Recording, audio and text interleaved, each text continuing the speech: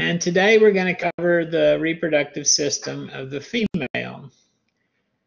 So if you look at the female, most of the anatomy of the female is internal. So you don't see much on the outside, but what you do see is collectively called the vulva. And we'll come back to this picture in a little bit later on. But most of the anatomy is on the inside. So if you look on the inside, here is a sagittal section through the pelvis of the female, and all of this is internal. The only part that's external is this little part here.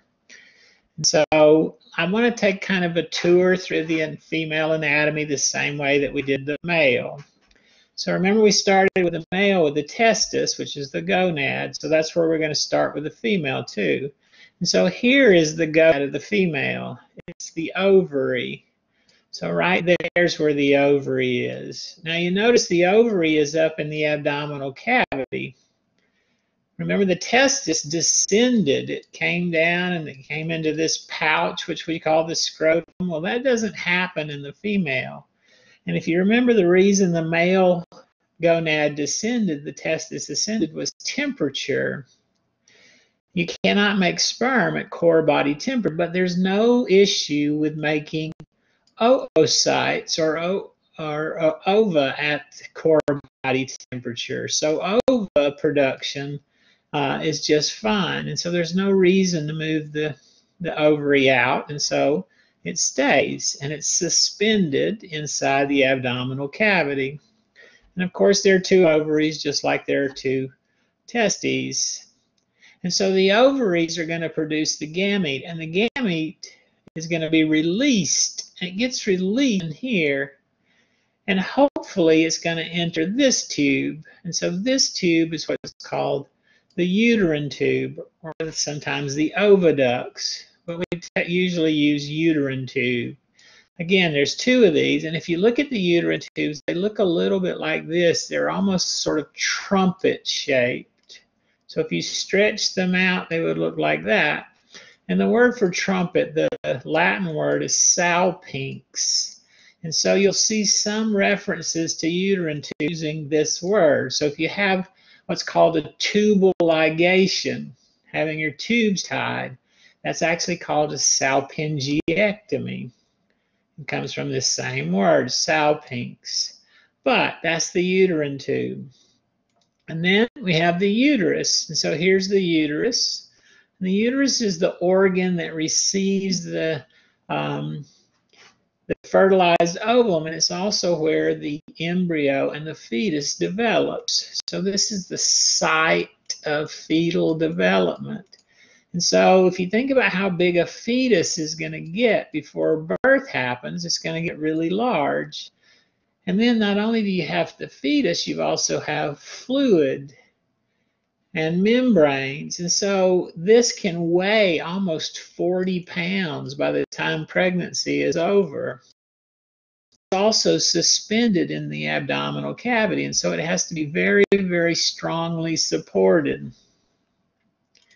At the bottom end of the uterus, it gets very narrow and it forms a different section, which is called the cervix. So here's the cervix. Remember, cervical means neck, and so does cervix. It means the neck of the uterus. And so if you look at it, it looks like that. Both the uterus and the cervix are hollow. And so sperm can swim up through and into the uterus, and then they swim on up through the uterine tubes to fertilize the egg. And then we have the vagina. So remember, the word vagina means pouch, sort of like an envelope, but it means pouch. And basically it's a pouch or a sheath, sometimes it's called, to receive the penis. And so one of the functions of the vagina is it's the copulatory organ. It's also, though, the birth canal. So if you have a fetus in here, the way the fetus is going to have to get out is this way. So it's also the birth canal. And then one other thing it is this uterine lining we're going to see later on sloughs off once each cycle. And when it sloughs off, we're going to get bleeding and we're going to get tissue loss. So that also has to come out this way. And so the vagina really has three functions. And then we get to the part of the anatomy that you can see from the outside. And so let's go back to this other picture and we'll be able to see them a little better. So if you look here, there are two sets of lips. And the word for lip is labia. So there are two sets of labia. There's an outer one, which is this one here. And the outer one has fat inside it. It's covered in skin. This is the labia majora. But inside there's a space. And the space that you see right here is called the vestibule. And the vestibule has another pair of lips, which are these lips. And these are not covered in skin. They're mucosa covered on both surfaces. These are thinner and smaller, so they're called the labia minora. And then if you look here, you can see the opening to the vagina. There it is.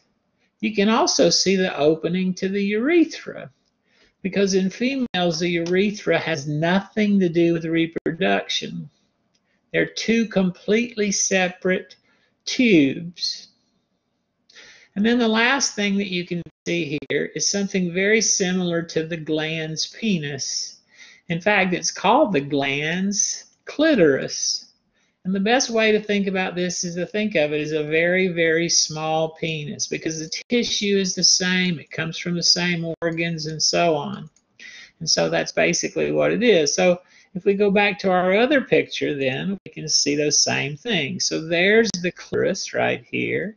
And look at it. It's got the same kind of tissue that we saw in the penis, this vascular tissue.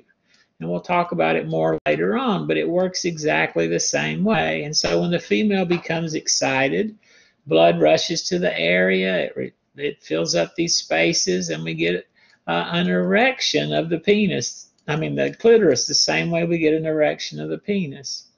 There's our labia majora from the outside, the labia minora. That space is this vestibule.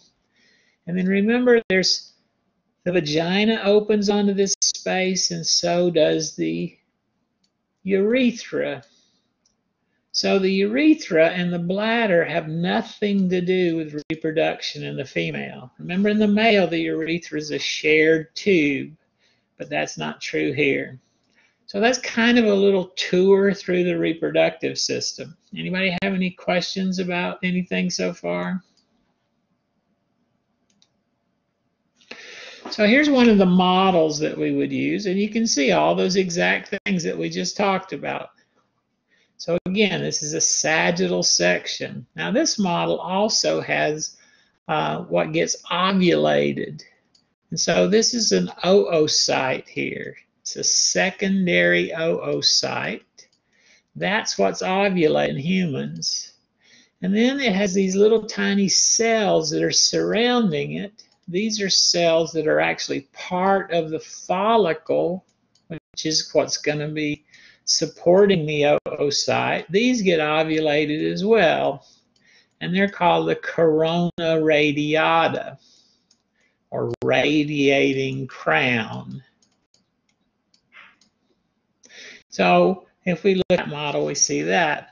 And here you can see there are numbers on this model. All these numbers are going to match things, and we're going to see these things in a little bit. Here's another model that we would use. This is just the female pulled out. You don't get to see really anything else. We're not going to use that too much. And then here's the third model. And again, this is a sagittal section. This is a three-dimensional model. So this part lifts off. And so that way you can see what a section looks like, but you can also see what the organs look like when they're not in section. And so there's our ovary.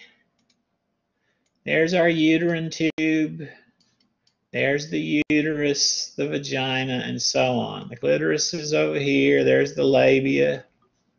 Same thing we just saw. Here it is if you lift that top part off so that you can see it in sections. And when you do that, it looks very much like the picture that we just looked at.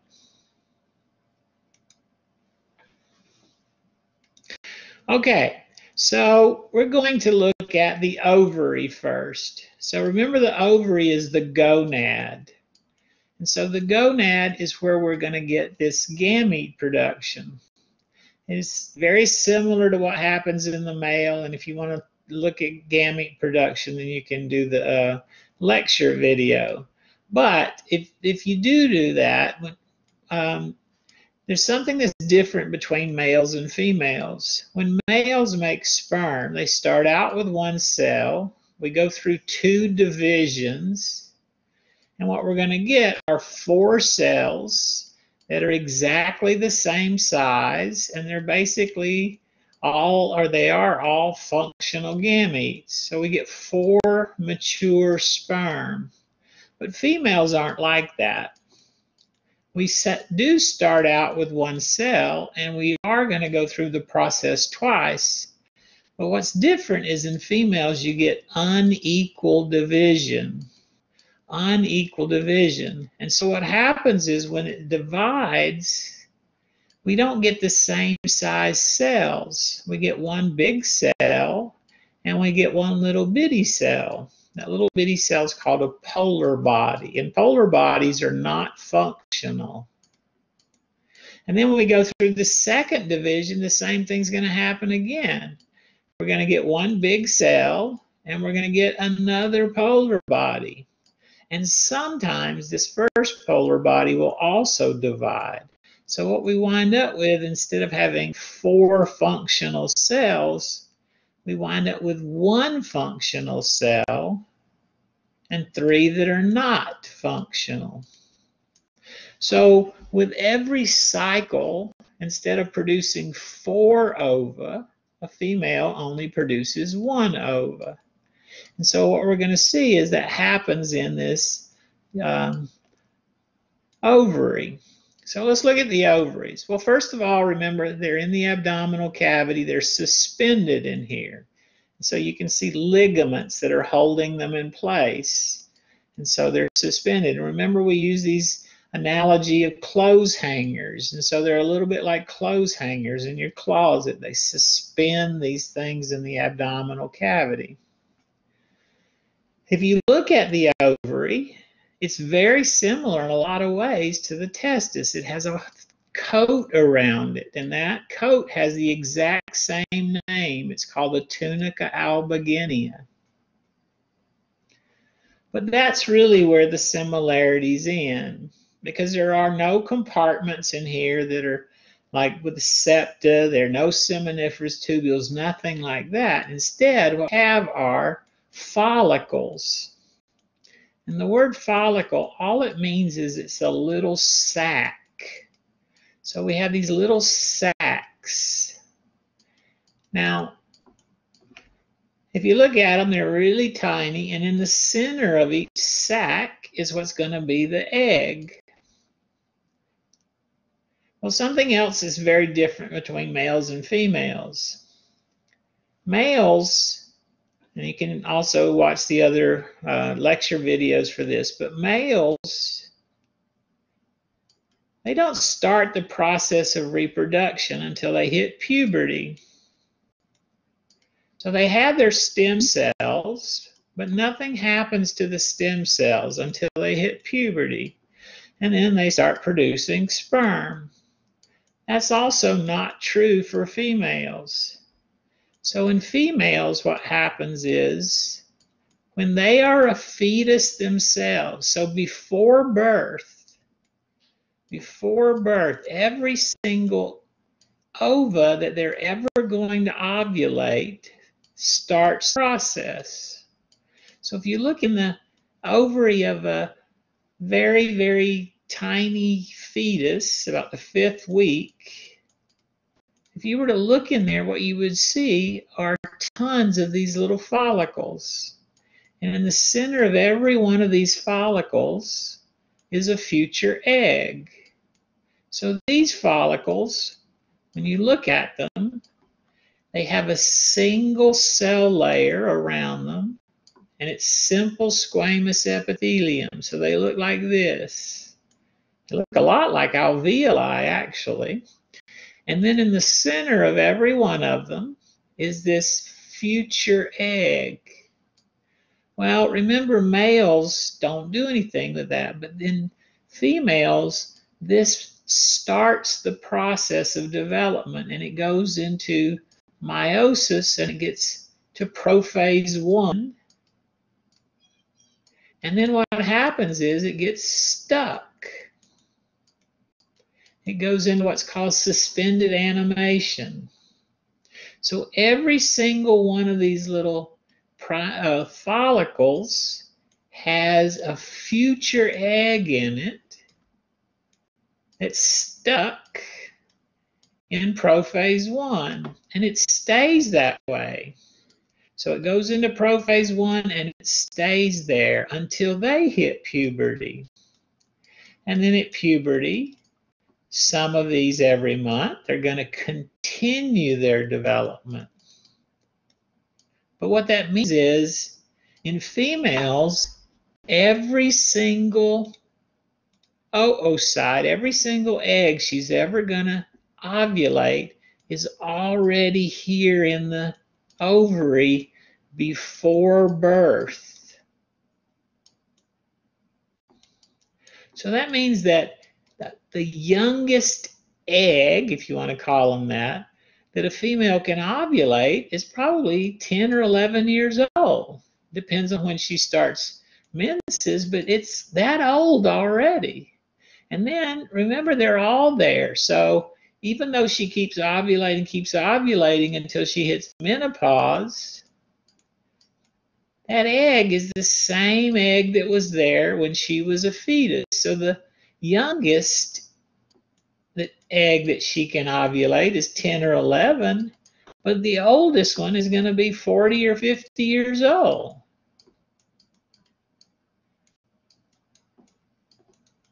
So think what would happen if you took chicken eggs like we eat and you kept them in your refrigerator for 40 or 50 years. They wouldn't be quite as fresh. They wouldn't be quite as normal as the ones that started out the very first day. And that's exactly true here. So these older eggs are much more prone to problems. They're more prone to things like meiosis problems and that sort of thing. And so you can get something like Down syndrome. And Down syndrome is when you have 3 copies of chromosome 23. Instead of 2, you have 3 copies of it.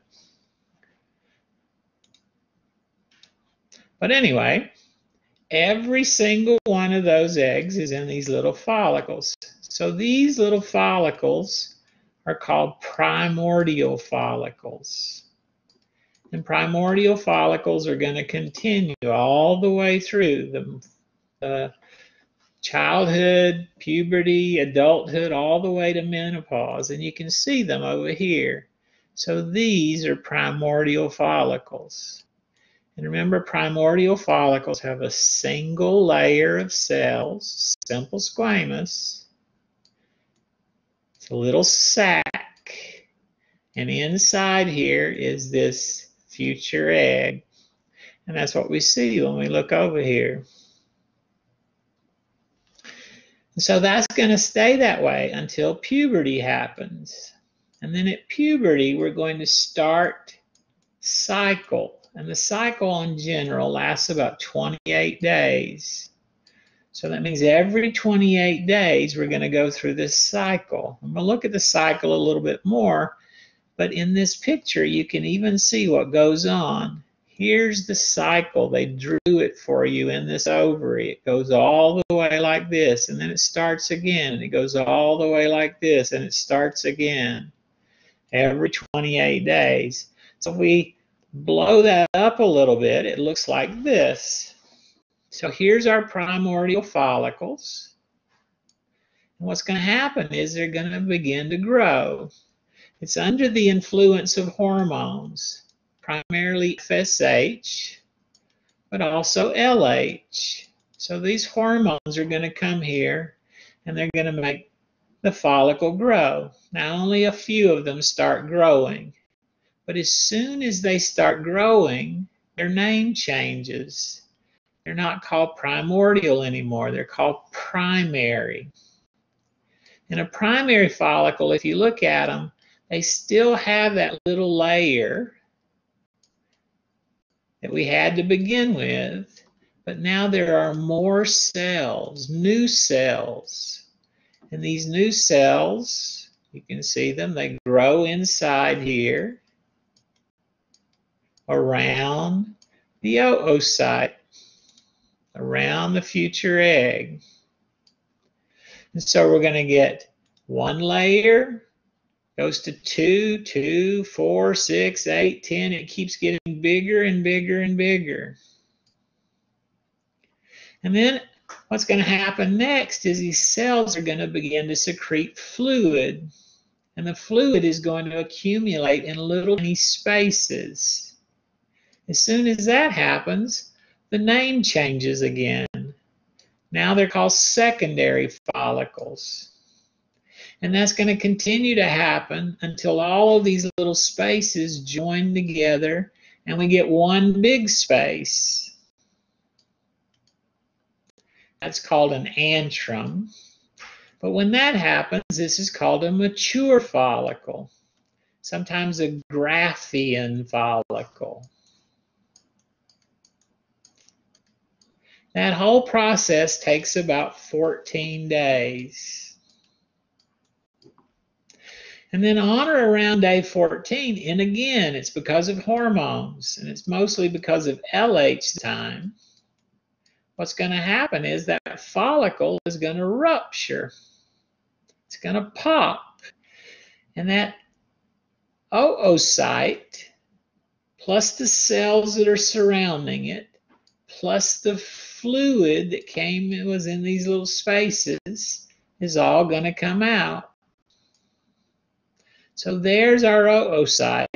There's these little cells around it. Again, they're called corona radiata. That happens on day 14, or right around day 14. And then something else is going to happen. Not only does the hormone LH cause this ovulation to happen, but it also converts the follicle into something brand new. This follicle is going to turn yellow. It's going to become a yellow body. And the word for that is corpus body, luteum yellow. And then here's our corpus luteum. And it's going to last for another 14 days. And at the end of those 14 days, it's going to die. And it becomes this, which is called the corpus albicans. Remember, alba means white. So if you look at this, you can follow the cycle all the way around. So primordial follicles, primary follicles, secondary follicle, mature follicle, ovulation, and then corpus luteum, and then finally corpus albicans. And then it's going to start all over again.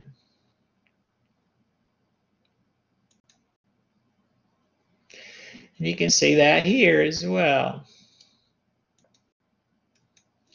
Any questions about that?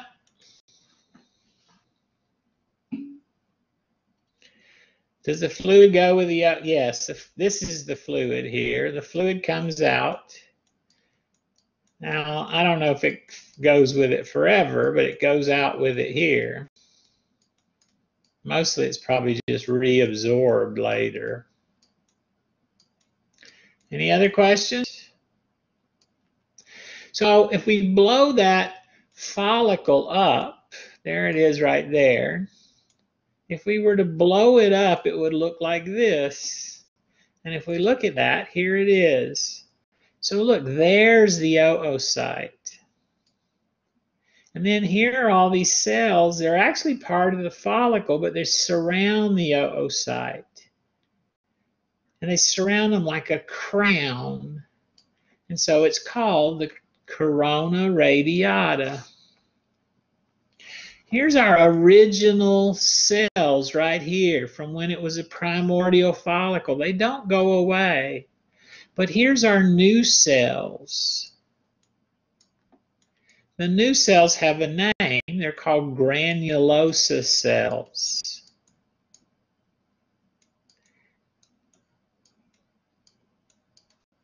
And then here is our space. Remember, the space is called the antrum. And there's fluid here. It's actually called the liquor folliculi. And when it ruptures, this is going to go out also. So that is this.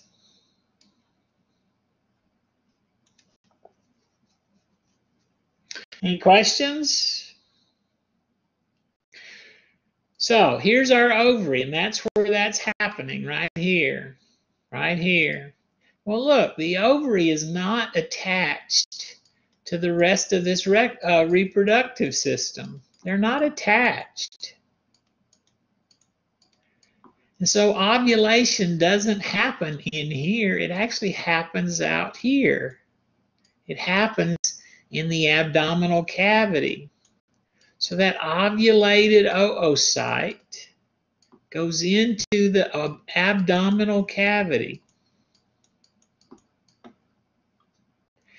Out here, into the peritoneum. Well, if it stays out here, it's going to die. Or if it somehow got fertilized, we would wind up with what's called an ectopic pregnancy. So we need some way to get it to go in here. So let's look at the next part. Let's look at these things, the uterine tubes. So if you get the uterine tubes, remember they look a little bit like a trumpet. And if you look at the very end of this trumpet, the very end of these uterine tubes, they have these little finger-like projections. They're called fimbriae. So fimbriae are these little finger-like projections. And right around the time of ovulation, also because of those hormones, they swell up and they actually begin to move. And they sort of stroke the surface of the ovary. They stroke the surface of it. Not only that, but if you look inside the uterine tube, there are cells in here that have cilia. Tons of cilia, and we'll see them again in a little bit. But they create a current, and the current is in this direction. So if we get ovulation right here, and we get the stroking of the fimbriae, and we get this downward current, then hopefully what's going to happen is this oocyte is going to get pulled into the uterine tube. Now, it doesn't always happen. About a third of the time, these oocytes are lost. They don't go into this tube. But if we look at the tube, here's our fimbriae right here. You can see them, these little finger-like projections. If you look in here, it's all folded up, but that's where the ciliated cells are. And so the current goes like this, and hopefully that's going to pull the oocyte into the uterine tube. So if we look inside it, if we do a section through it, it's got muscle, So muscle contractions can also help move things this way. And then if you look right here, here are those ciliated cells. Look at the cilia right here. And the cilia are going to beat. And again, they're going to create a current which goes this way, this way. There are also a bunch of these cells in here, and these cells have microvilli, not cilia, but microvilli. And so we have a high surface area here. And what's going to happen is you're going to be secreting a bunch of nutrients and a bunch of fluid and a bunch of mucin. All of that is going to go down this tube. And hopefully, just like traveling on a raft down a river, the oocyte is going to travel with it. Now, if you look at the inside of this tube right here, it's not very big. It's only about 2 times the diameter of a hair, a human hair. So it's very small in there. And so the oocyte, which is like this big, is going to come into contact and get pushed along, travel with that current as it moves down the tract. If we follow the uterine tubes, they're connected to the uterus. So if you go down here, they're connected to the uterus. And so this oocyte eventually is going to end up in the uterus. Remember also, though, we have sperm. And the sperm are deposited here in the vagina, but the sperm swim, and they swim up the uterus. And they swim up the uterine tube. And right along here is where fertilization is going to happen. The reason it happens here is because this oocyte only lives for about 24 hours. And it takes about 6 days to reach the uterus. So if you only live 24 hours and it takes 6 days, here's where you are around 24 hours and a little bit before. So this area right here is where fertilization takes place.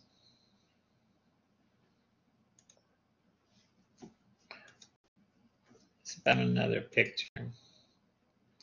So there's our uterine tube on the model. Well, let's go back and look at the uterine tubes a little bit more. So remember, they look like trumpets, but there's 3 sections to the uterine tube. The first one is called the infundibulum, and that's the wide part, and that's where the fimbriae are. And then the second part, which is actually curved, and I don't have it drawn curved, but it's right here, that's called the ampulla. And the last part, which is the part that connects to the uterus, is called the isthmus. So there's 3 sections to the uterine tube: the infundibulum, the ampulla, and the isthmus. So even on this model or section, we can see it here. There's the infundibulum. Right here is where the ampulla is, and right there would be where the isthmus is. Same thing here. So there's our infundibulum, there's the ampulla, there's the isthmus. Any questions? Here's a little bit better picture of that, and you can see the fimbriae, you can see the infundibulum, you can see the ampulla, and then you can see the isthmus.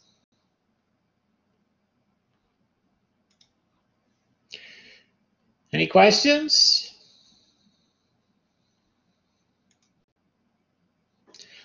Here's another model that we use, and this shows this cycle that we were talking about. And so if you look right here, you can see what's going on in the ovary. And so here's the cycle. There's our primordial, there's our primary, there's our mature, there's ovulation, there's our corpus luteum, corpus albicans, and it happens in here. So if we were to blow it up, now I don't have that here. And then it's going to go into the uterine tube. So there's our little fimbriae. You can see them. Here's our infundibulum. That curved part is the ampulla, and here's the isthmus.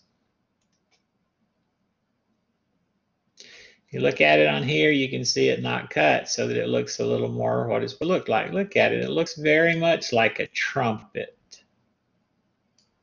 So there's the fimbriae, there's the infundibulum, there's the ampulla, and there's the isthmus. Any questions?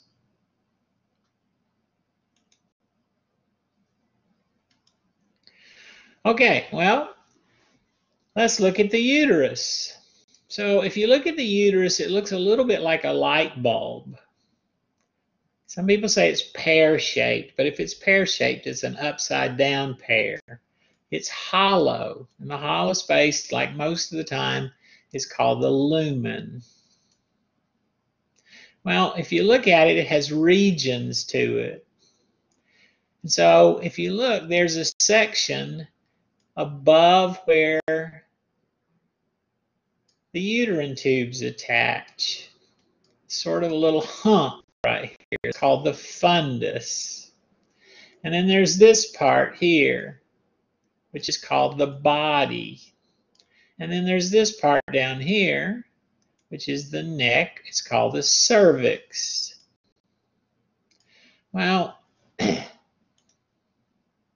can see the same thing here. Here's the fundus over here. There's the body. And there's the cervix. Well, if you look at the uterus, it has a very thick wall. And most of this thick wall is due to muscle. There's a lot of muscle associated with the uterus because remember, this fetus is going to grow in here. Well, in order for the fetus to get out, it has to be pushed through the birth canal. It has to be forced. And in order to force something, you have to have muscle. And that's what this is here. There's the muscle. Thick, thick layer of smooth muscle. There's also a layer outside the uterus, which is the peritoneum. But we don't call it the peritoneum here. It's called the perimetrium.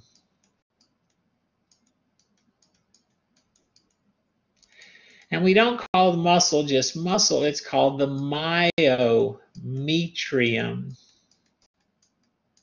So there's our myometrium. And then there's an inner layer of the uterus. And this is the layer that the oocyte, the fertilized egg, the embryo, all of that's going to be in contact with. And so this layer is responsible for providing nutrition for this developing embryo. And so if you look at it, this layer is called the endometrium. Endo means inside. And if you look at the endometrium, it has two layers of its own. And you can see the two layers right here. So one layer, which is the one right next to the muscle, does not change very much. It stays pretty much the same. So no matter which part of the cycle you look at, it stays pretty much the same. But this layer changes. This layer, under the influence of hormones, goes through a cycle. We're going to see the cycle in a minute, but what it does is it grows. It becomes very, very secretory. And then it sloughs off. And then it's going to start all over again. It's going to grow, become very, very secretory, and then it's going to slough off. It's a cycle. And remember that cycle on the average lasts 28 days. And so we're going to see that happen. And there is that layer right there. There's our perimetrium. Here's the myometrium. And there's the endometrium. We can see it here. Remember, this endometrium has two layers of its own. Now, not this. This is the muscle. But right here is the layer that doesn't change very much. And here's the layer that changes a lot. So if we watch it during the cycle, this is going to change. Remember, it's going to grow. It's going to become secretory. And then it's going to slough off.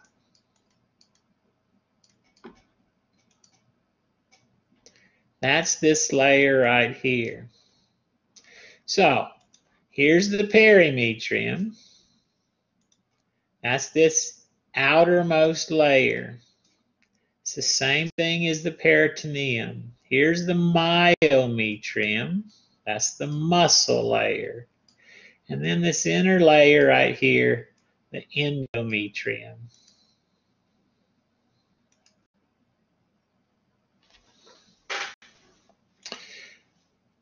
Okay, and then we have the vagina. So the vagina is this organ down here, and the vagina, again, is the organ of copulation. And so it's like a pouch to receive the penis. If you look at it in an unexcited female, it's only about 4 inches long. And so just like the penis in an unexcited male is not very long. But just like the penis, what happens is when the female becomes sexually excited is blood flows to the area. And so what happens here is very similar as that happens to the penis. It elongates. And so in an excited female, instead of it 4 inches long, it's about 7 to 8 inches long. Not only that, but glands in here begin to secrete lots of fluid. And this fluid has a lot of mucin in it. And so it's a lubricant. And it aids in copulation. If you look at the opening to the vagina, it's right here. Well, young females have a membrane that completely closes off the vagina. And in the young females, it's a thick membrane.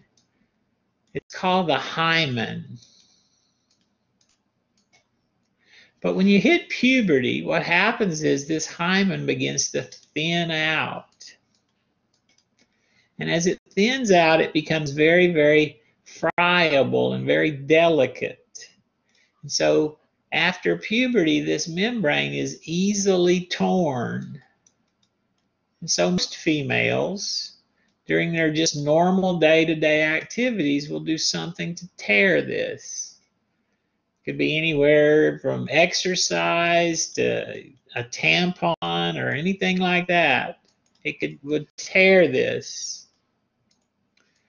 But if that doesn't happen, then it gets torn during first copulation.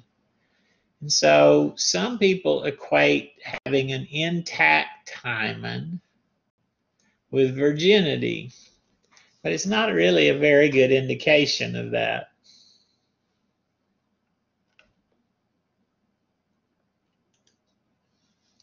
So here's the vagina in this picture.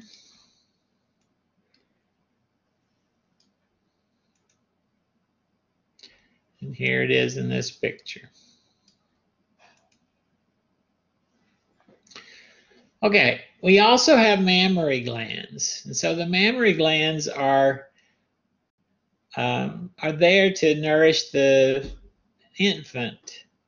But this is not a mammary gland. This is a breast.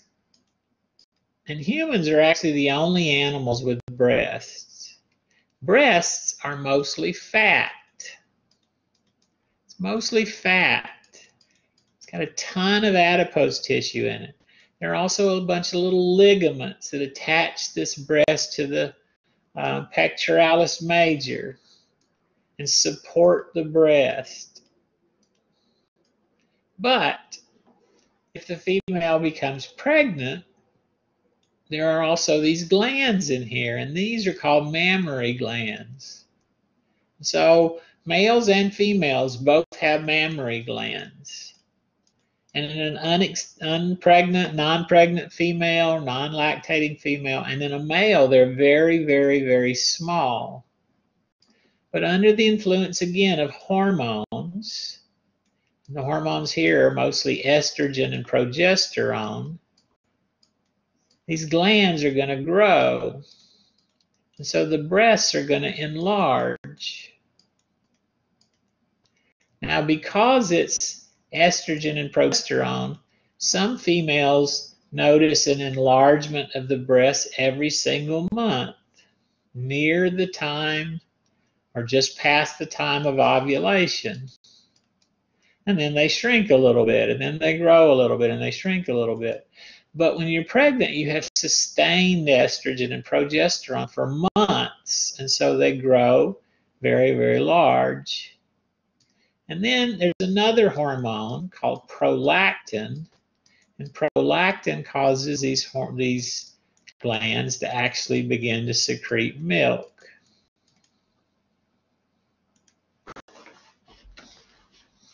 So that's kind of the anatomy. So let's go back and talk about the cycle. So we already talked a little bit about this ovarian cycle, and remember, it happens just like this, and we can see the stages of it.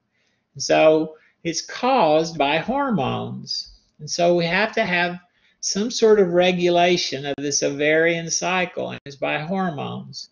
And so there are 4 hormones that we're going to be talking about. One of them is FSH, one of them is LH. Those come from the pituitary. The other 2 are estrogen and progesterone, and estrogen and progesterone come from the ovary. And if we graph those hormones during this 28-day cycle, you can see what happens. So they go up and they go down, and right here is about day 14. And day 14, remember, is when we have ovulation. That's because we get this spike in these hormones. But here's this cycle. So we already know we start out with a primordial follicle, and then they're going to grow and become primary, keep growing, secondary. Now they have little hollow spaces with fluid. One big hollow space, that's our mature follicle. There's ovulation. And there's the corpus luteum that's produced from this follicle. And then remember, it dies and turns into corpus albicans. And then it's going to start all over again. Well, at the same time that's happening, there's also a cycle in the uterus. So remember what the uterus is all about. The uterus is all about a place for the embryo to develop, to grow. And so we need to be able to provide it nutrition. We need to make sure that it's ready for this embryo if there is pregnancy to happen. And so what happens with the uterus is it also goes through a cycle. And we already talked about it a little bit. Remember, it grows, and then it becomes secretory, and then it sloughs off. And so there are 3 phases to this. So we have this growth phase. That's called the follicular phase. And we have this secreting phase. That's the secretory phase. And then we have this sloughing off, and that's the menstrual phase, or menses. And again, it takes 28 days. So this cycle has to match up with this cycle. So remember, ovulation happens on about day 14. But if you remember, ovulation happens here into the uterine tubes. And we're going to get fertilization here. And if you remember, it takes about 6 days to get down to the uterus. 6 days. So if ovulation happens on day 14, if we add 6 days, that's day 20. And here's day 20. And look at what the wall of the uterus looks like. Right here, right around this time is when it's the thickest. It's when it's the most nutritive. It's secreting like crazy. You can see these glands in here. And it secretes all sorts of stuff like sugars and proteins and amino acids and so on in order for this developing embryo to have a place to be. So when the embryo gets here, there it is right there, right around this time, this wall is very, very, very supportive.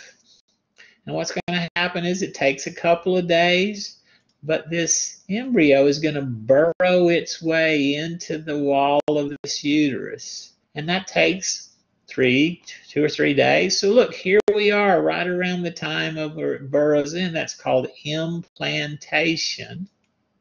And so implantation happens when it's at its peak, at its absolute peak, right here. That's when it is the most nutritive, the most hospitable. But if there is no embryo, what's going to happen is this wall is going to slough off. So all of that preparation for the embryo was for nothing because the pregnancy didn't happen. And so all of this tissue is going to slough off. And so we're going to get bleeding. We're going to get tissue loss. And that's called menstruation. So 2 cycles. So we have to have these hormones in order to regulate and keep these cycles together. And so all of this starts with the hypothalamus. The hypothalamus is going to release this hormone called GnRH. GnRH is going to go to the anterior pituitary. And the pituitary is going to release both FSH and LH. And so look, here's FSH and LH right here. Well, as FSH grows, it's called follicle stimulating hormone. So it stimulates the follicle, and the follicle is going to grow. So it's going to add new cells. It's going to get bigger. And then we're going to have LH. LH stands for luteinizing hormone. But what it does to the follicle is it causes the follicle to make estrogen. So look, here's estrogen. So estrogen starts going up. And estrogen is going to go to the uterus and cause the uterus wall to grow. So we're going to get proliferation. We're going to get growth of the uterine wall. And that's going to continue all the way. But on or around day 14, we're going to get a spike. We're going to get a spike of this. We're going to get a spike of this. And we're going to get a spike of this. And that spike right here is going to cause ovulation to happen. Well, look, the follicle ruptures. And so temporarily, estrogen is going to go down. But not only does this cause ovulation, it also causes this follicle to become a corpus luteum. And the corpus luteum makes 2 hormones. It makes estrogen. So estrogen goes back up again. But it also makes progesterone. And so progesterone goes up. And together, these 2 hormones cause this to become secretory. So not only is it going to get growing and thick, it's now going to be secreting all of these nutrients. But don't forget, the corpus luteum dies after about 14 days. It dies. It turns into a corpus albicans. And the corpus albicans does not make estrogen, and it does not make progesterone. So estrogen and progesterone are going to drop off. And so they drop off like crazy. And as soon as that happens, we're not supporting the wall of the uterus anymore, and so we're going to get menses. And then it's going to start all over again. So if we look at this here, this is a model that shows this cycle, and it shows both it on the ovary and also on the uterus. So here's the ovary cycle. So look, there's our primary follicle or primordial. There's our primary. And then we get a secondary. You don't actually see. There's our mature. There's ovulation. There's our corpus luteum. And then it dies and becomes a corpus albicans. And then it starts all over again. Here you can see it in the ovary. There's our primordial, primary. There's our mature. And then we're going to get ovulation. There's our corpus luteum. And then there's our corpus albicans. And then it's going to start all over again. Remember, it's a cycle, a circle. And then if we look in the uterus, remember we've got these layers. There's our metrium, and there's our myometrium, and then here's the endometrium. The endometrium is the one that goes through this cycle. So if we look at the endometrium, remember it's got two parts to it. It's got the part that doesn't change very much, and it's got the part that changes a lot. So if we look at the part that doesn't change very much, there it is down there. But look how big this other part has gotten. It's growing, proliferating. And then if we follow it over here, you can't even see the other part. It's down here somewhere. But look, that's how big this is. And look at all these glands in here. It's very, very secretory. And then it's going to slough off. And then it's going to happen again. And then it's going to slough off. It happens over and over and over again. And remember, that's because of these two hormones here. So when we have estrogen by itself, look, estrogen by itself, we get growth. When we have estrogen and progesterone, we get secretion. And then when we don't have either one, we get menses or menstruation. So if we look at it here, estrogen. Here, estrogen and progesterone. And here, neither one. No estrogen, no progesterone. Remember, the follicle makes estrogen. The corpus luteum makes estrogen and progesterone. And the corpus albicans makes neither one. So if we look at that on this model, we should see the same thing. So look, here is our uterus, and look, it's bleeding right here. So this is menstruation or menses. It's shedding off. So this whole layer is going to shed off. And depending on the person, this takes anywhere from 3 to about 5 days. Sometimes it may be a little longer, but usually 3 to 5 days. And remember, this is when we have no estrogen and no progesterone. But now our follicle starts growing. So we're going to get estrogen. So we're going to get growth. This thing's going to repair itself. It's going to begin to grow.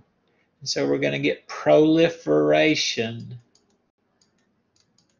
And that's when we have estrogen by itself coming from the follicle. And then here's ovulation. So this is when we have this spike. We have this spike of FSH and LH. And the spike of FSH and LH causes ovulation to happen, but it's also going to cause this thing to turn into a corpus luteum. And so when we have the corpus luteum, this is going to be not only thick, but it's also going to be secretory. And that's when we have both estrogen and progesterone.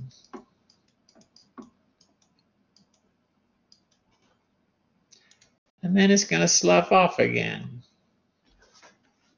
So again, these are those hormones. These two are from the anterior pituitary. And these two are from the ovary.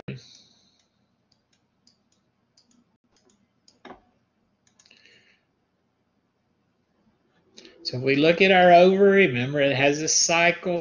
We can divide that cycle up into 3 phases.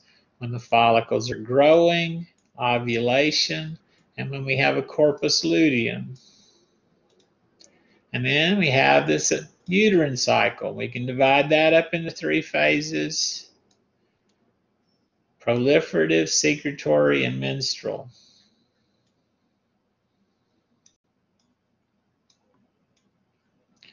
Anybody have any questions?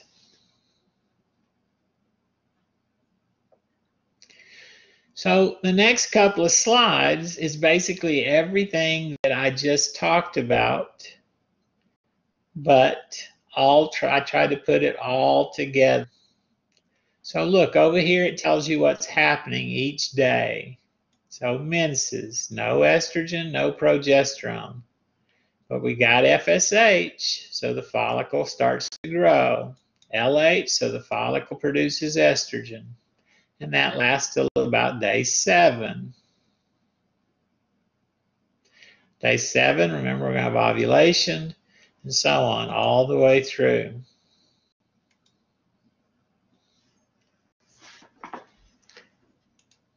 Sorry, day 14. I said day 7, sorry. Any questions? So I'd like you to be able to recognize these hormones. So if I showed you a graph, you should be able to pick out which ones are which. You should be able to pick out the different parts of the cycle. And then, of course, you should know the anatomy as well. Any questions?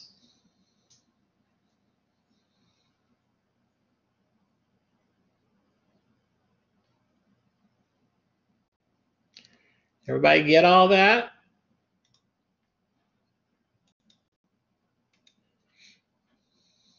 Well, hopefully you learned some things. And since I think everybody in here is a female, I hope that you learned some things about your body.